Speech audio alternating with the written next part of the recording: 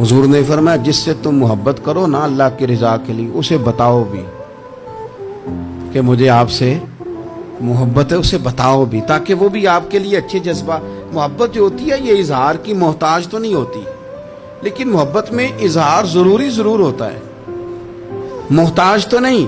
لیکن ہر چیز دل میں رکھنے کی نہیں ہوتی، کچھ زبان سے کہنے کی بھی ہوتی ہے، کچھ کہنے کی چیزیں بھی ہوتی ہیں، اور وہ کہہ بھی دینی چاہیے، لیکن اتنی ہی کہنی چاہیے جتنی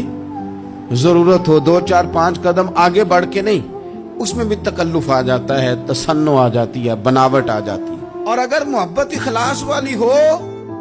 پیار والی ہو، عقیدت والی ہو،